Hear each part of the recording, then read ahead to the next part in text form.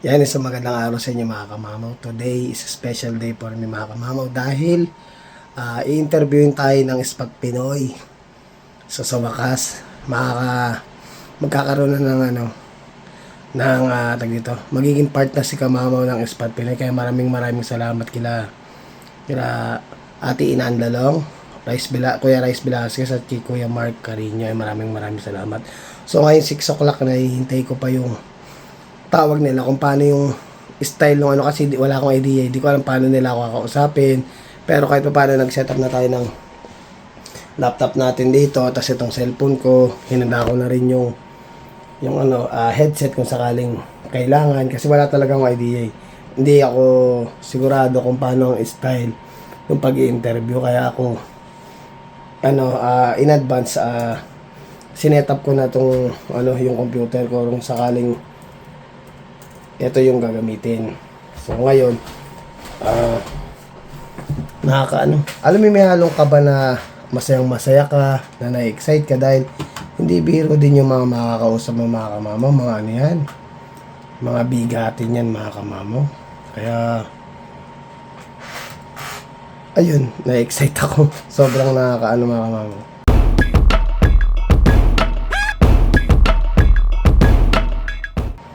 Lagay nga natin to sa Facebook natin yan. Parang hindi ko alam kung messenger o may bibigay silang link. Yun ang hindi ko alam, hindi wala tayong wala tayong idea. Yan, set up muna natin habang nagkukwentuhan tayo. Kasi para matanggal ng konti yung yung nervous ko, samahan nyo muna ako sandali. Yan, set up natin yung Facebook.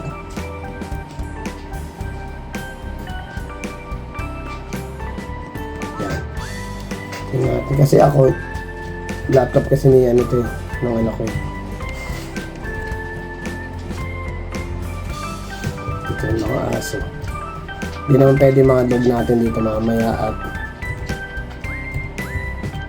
magkukulit. Si tag dito. Si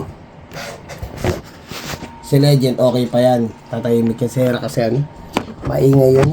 Chismosa kasi yung aso natin ayun. Set up ko na ito mga kamamaw.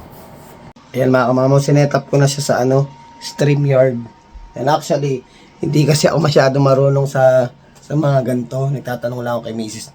Although ako marunong ako mag-edit ng vlog ko, pero syempre, lahat ng iyon natutunan ko nung tinuro ni Mrs. Ayan. Buti nag-message si Kuya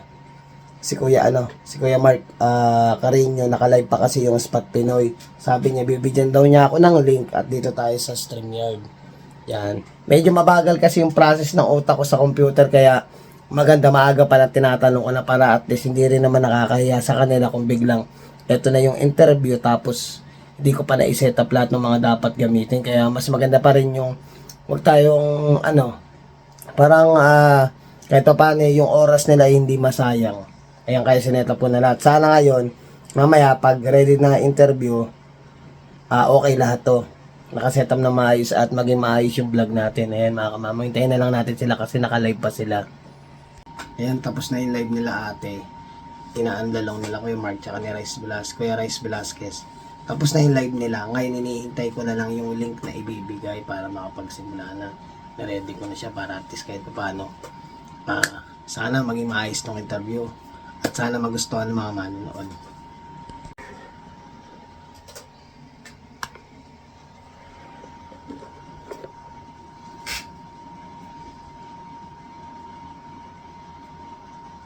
Hindi na nga kamamang magsisimula na. Naka-backstage siya pa. Ayun na, ito na. Ayan. Sana ma-enjoy niyo yung video na ito mga kamamang. Yung vlog na ito, sana ma-enjoy niyo. Hello po! Vlog din po ako. Ako po. Salamat po ayun. Ito po. Ayan po kaya. Ayan. Hello po. Ayan. Ano po ba? Saskatoon po. Opo.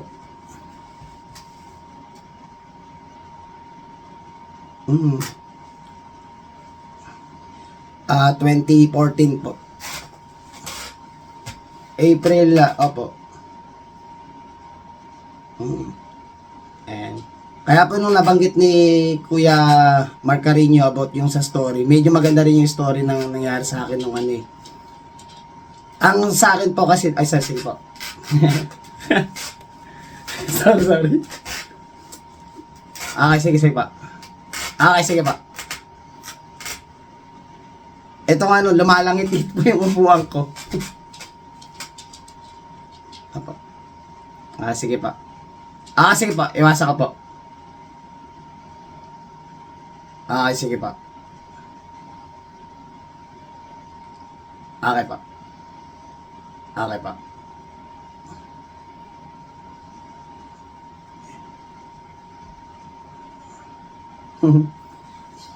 Na malapit na makamamaw. Ayan, nag-hi sa inyo yung ano, Spot Pinoy. Spot Pinoy si Kuya Rai, si Mark Carino, tsaka si Ate Ina Andalong. Ayan mga kamama, nagpalit ako ng upuan. Kasi lumalangit-ngit yung ano, yung upuan eh. Nakisuyo sila ate. Medyo nagano pa sila eh. Nagsiseta pa sila. Hintayin natin sila mga kamama at ma-share naman natin ang buhay Canada ni Kamamaw. So ayun mga kamama, natapos na yung vlog. Sobrang ang saya. Ang sarap kausap nila ni Kuya Rice, ni Ate Ina Andalong, tsaka ni Kuya Mark Carino. Talaga nag-enjoy si Kamamaw.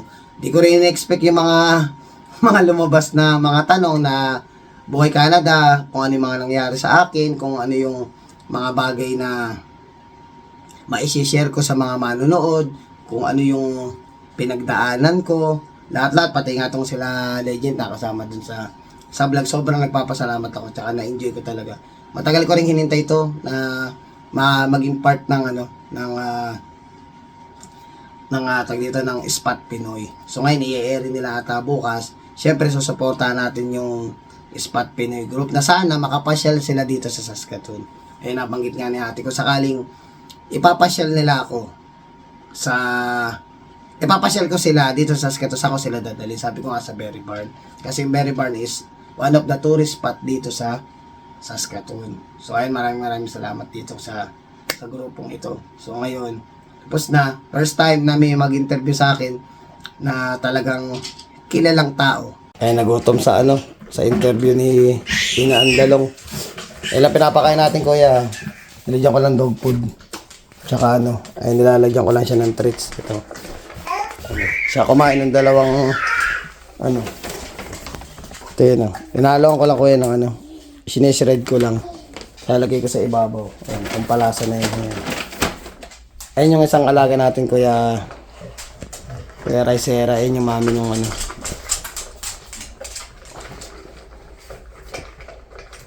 ito yung female ko po, ito yung male. Yan, na-extra kanina si Legend sa Spot Pinoy eh. And mga kamama, nabash pa tayo nung yung last vlog dati na nabanggit natin si Mark Carney, yung bagong Prime Minister ng Canada. So si Mark Carney yung parang napupusuan talaga na para correction na lang sa mga hindi din natin masyadong may mali din ako doon. Si Mark Carney talaga yung napupusuan ng liberal na pumalit. So ngayong araw ata parang di ko alam kung anong araw. Basta pag nila yung pagboboto nila kung sino papalit.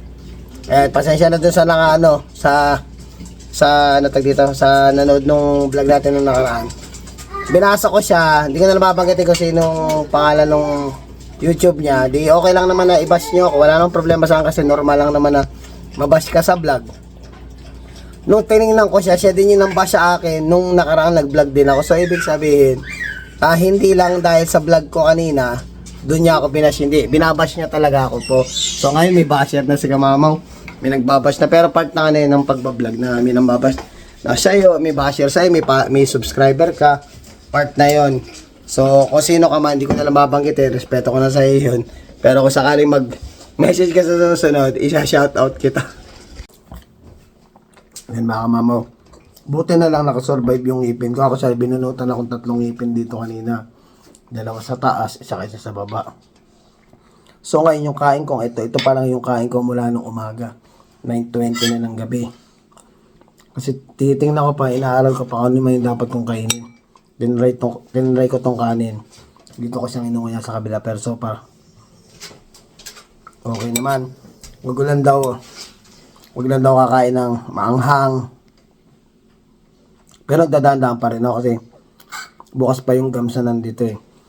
Moro na kasi kanina, tatakot ako kanina, parang mumog lang ako ng mumog ng medyo malamig na, hindi na pinagbawal yung mainit eh. Wag na lang muna ako mag-ano ng mainit. So yan, so far nakakain naman ako. Di katulad ng mga nakarang araw. Hindi ako masyado makakain ng kanin, puro tinapay lang kinakain ko.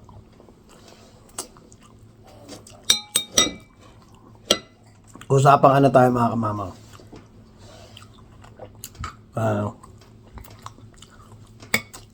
Inambas nga sa akin. Wala naman yun kasi normal lang naman yun sa pagiging vlogger na may magugustuhan ka, medyo di ka magugustuhan. Ang inano ko lang kanina, nung sinilip ko siya, kasi madalas nang babas dun sa vlog ko pala. Akala ko nung eto lang ng video na to, ito lang yung binas niya ako.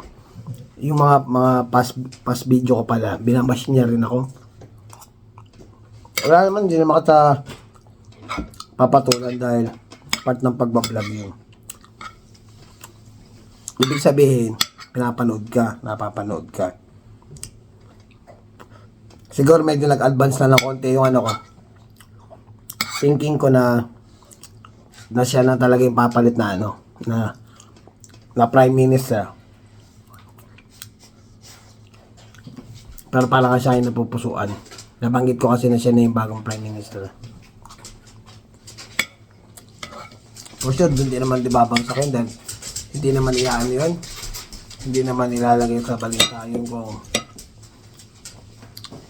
hindi naman siya pag-i-speech ng ganun kung hindi siya ang napupusuan.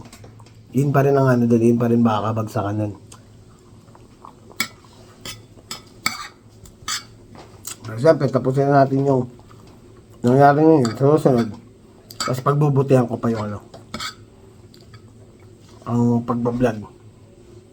I-research ko ng kasi rin yun. Pero siyempre, parang rin yan. Gawin mo mang mabuti ang sarili mo o hindi. May magagalit pa rin sa'yo. Parang part din na ng buhay din ng tao. Hindi lahat mapiplis mo.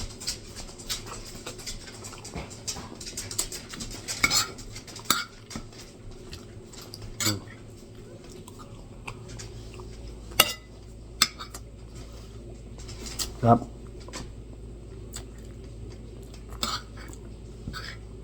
Kasi parang nangihina na rin ako. Halos 8 days ang puro tinapay lang. Iba yung inaan niya sa katawan ko. Hindi katulad nung nakakain ka kahit pa paano. Ito itlog. So lang sawa. At tapos ngayon nakakain tayo ng kakaiba. Nakakain tayo ng kanin.